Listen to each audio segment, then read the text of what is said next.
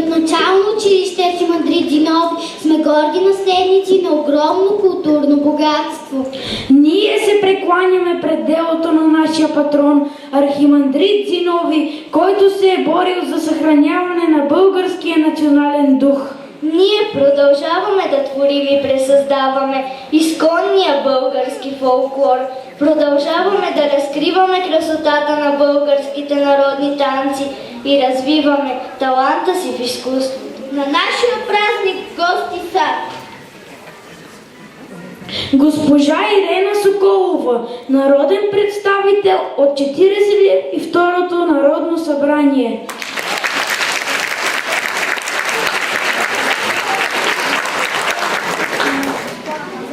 господин Пламен Алексиев, кмет на община Радомир. Господин Димитър Димитров, заместник кмет на община Радомир.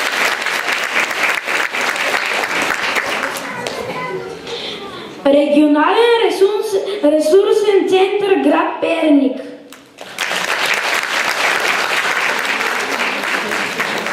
Госпожа Димитринка Тренева, началник отдел младежки дейности и спорт. Госпожа Искра Петрунова, началник отдел култура и историческо наследство. Народното читалище Напредък 1895.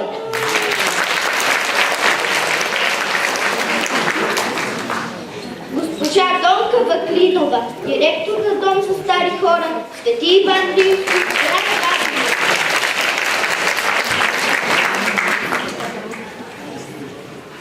Директори на училища и детски градини в община Радомир, бивши учители. Цветя и поздравления ще поднесат госпожа Ирена Соколова.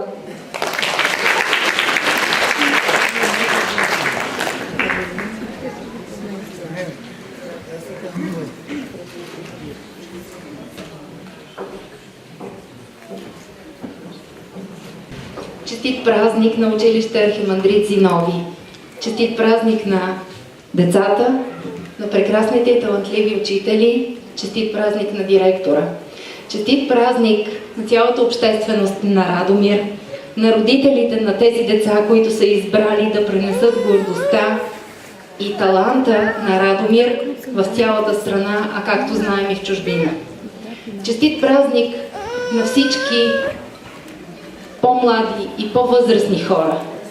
Честит празник, защото на днешния ден отбелязваме смъртта на Архимандрит Зиновий. И заедно с това ние пренасяме неговия дух, който той е вградил в училището, което е неговата къща. Той е подарил своята къща и своите книги и е създал първото класно училище. След килийното училище в Радибош, това е първото класно училище. Можем само да благодарим на такива горди и родолюбиви българи, които ни показват за какво си струва да се живее. А вие го претворявате всеки ден в таланта и уменията на тези деца. Добре дошла на колежката ми от Народно събрание. Радвам се да те видя.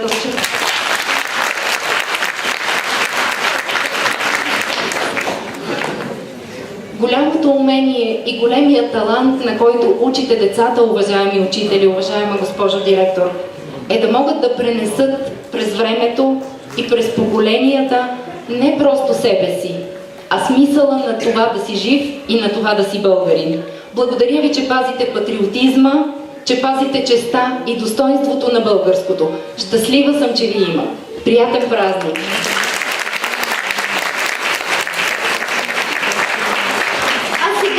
Да поканим на сцената госпожа Янева, директор на начално училище Архимандрит Зиновий, град Радомир.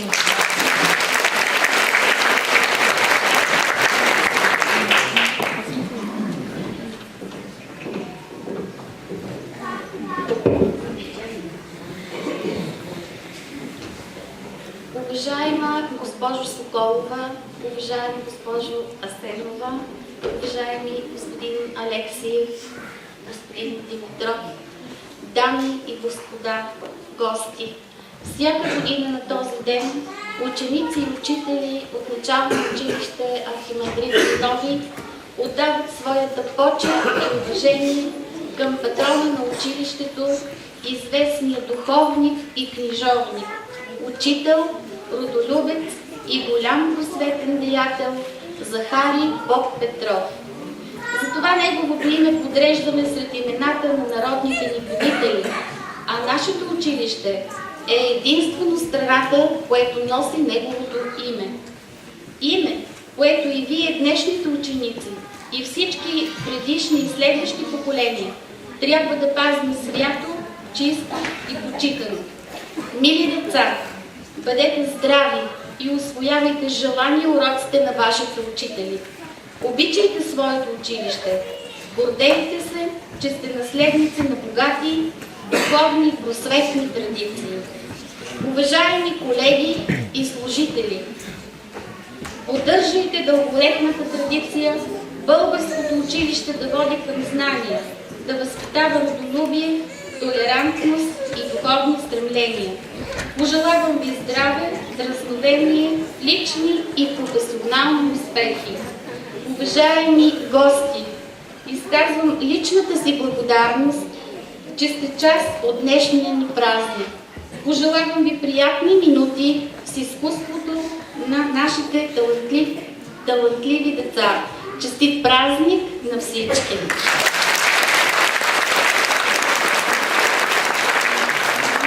Много се извинявам, господин Алексиев, давам ви думата за поздравление. Децата просто бъркаха с меня.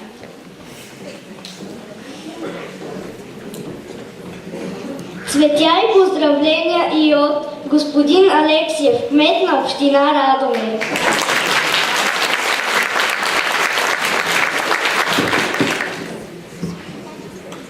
Благодаря ви, уважаема госпожо директор, уважаеми народни представители, уважаеми учители, уважаеми преподаватели по изкуства, уважаеми деца и скъпи родители. Бъдете честити с такъв хубав празник на нашето училище, което има приоритета да подготви талантливи деца в това да им даде начална скорост, да развият своя талант и да могат да се реализират и да сме горди с тях в националната общност на талантите, където граници няма, където всички деца, които могат, дават името България. Благодаря ви, че се учите успешно и че имате такъв щастлив и хубав юбилей. Честит празник!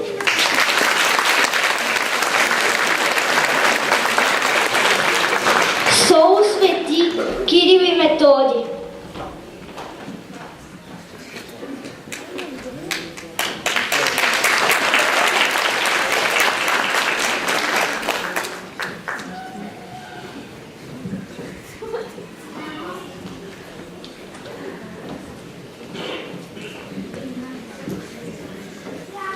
Поздравителен адрес!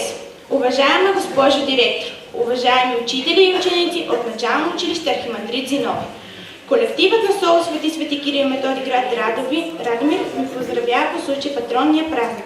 Убедени сме, че с вашия упорит труд, последователност, професионализъм и любов към децата ще продължите да защитавате завоюваното вече място на НОУ Архимандрит Зиновий, духовната история, настояще и бъдеще народния ни град. Желаем здраве и целеустременост. Честит празник! Директор Петър Петров.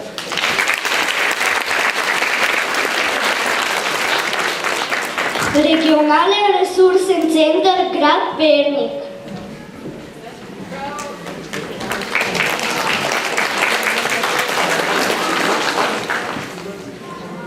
Госпожа Тренева.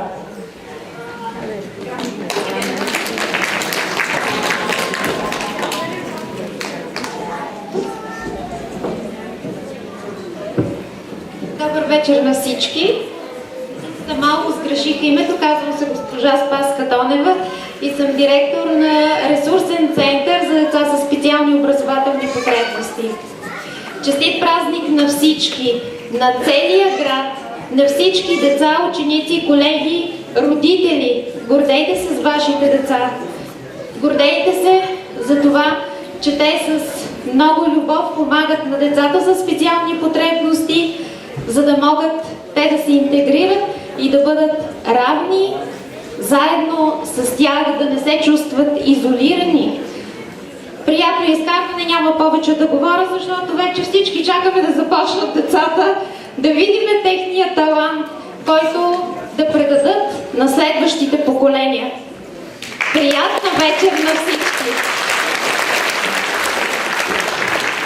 Госпожа Ваклинова, ОУ Христос Мирненски, ЦДГ 8 март, ЦДГ Слънце, от езера до Мирче. Госпожа Попова, детска педагогическа стая при МВР град Радомир. Госпожа Караиванова, секретар на Комисията за противообществени прояви.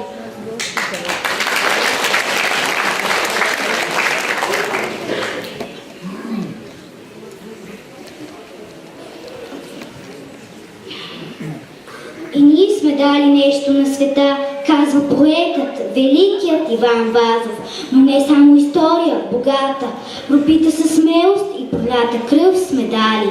Китни хора, уникални обичаи и песни, мистерии. Това е нашето невероятно световно наследство, с което бъдните поколения да се гордеят.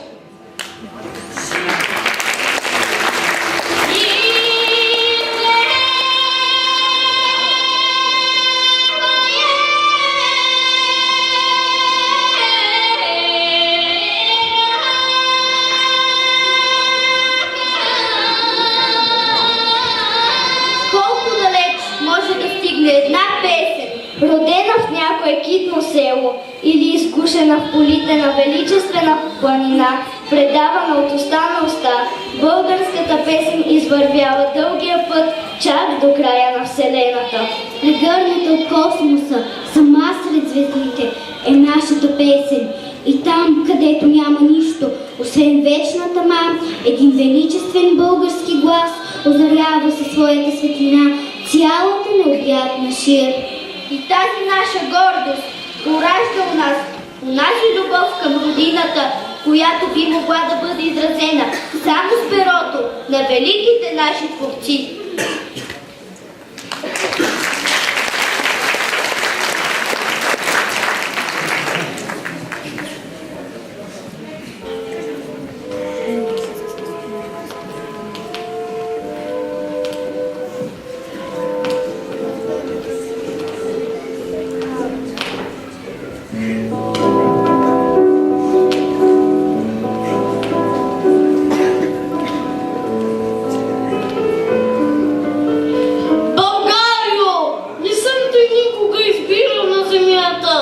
Родих се просто в теб на юнски ден в зноя. Аз те обичам не защото си богата, а само за това, че си родина моя. И българин съм не заради твоята слава и твоите подвизи и твоята братна сила, а заради той, че съм безсилен да забравя ослепените бойци на Самуила.